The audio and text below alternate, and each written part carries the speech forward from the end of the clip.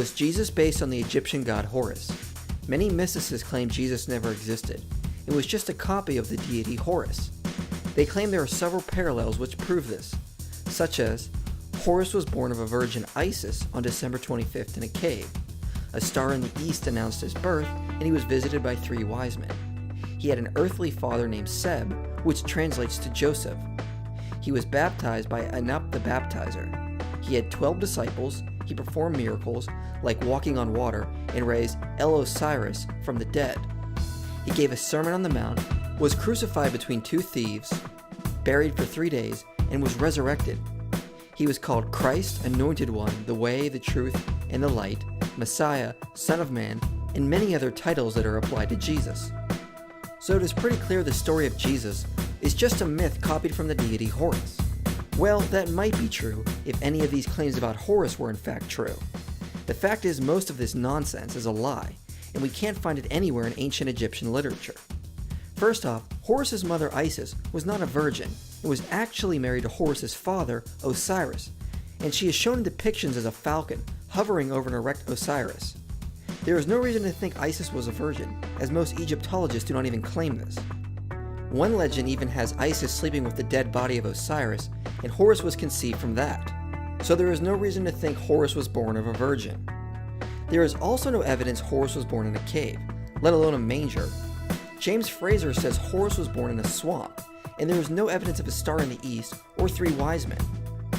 Let's also remember in the Gospels, it doesn't say 3 wise men visited Jesus.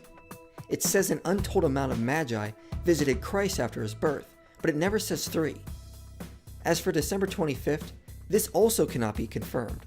One reference has Horus being born in November, whereas Plutarch says Horus was said to have been born around the winter solstice, but there is no evidence for the 25th in particular. Also, Jesus was never confirmed to have been born on December 25th. It was just an estimate based on early calculations, but never confirmed or written in the New Testament. Seb was never said to be Horus's earthly father.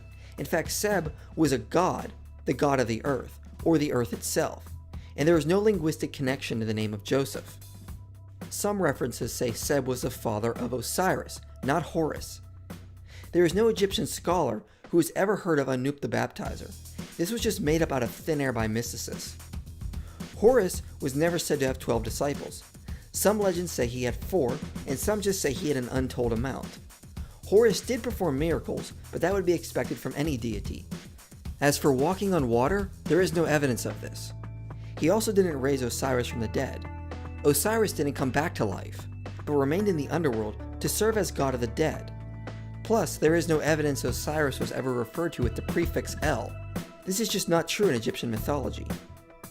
There is no evidence Horus gave a Sermon on the Mount, no evidence he was crucified, let alone between 2 thieves, no evidence he was buried, and no evidence he was resurrected. He was never called Christ, Anointed One, the Way, the Truth, and the Light, or any of these titles commonly associated with Jesus.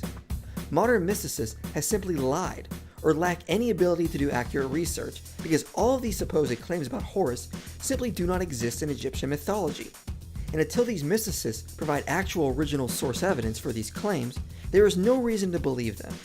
So since that is the case, there is no evidence Jesus was a myth based on Horus.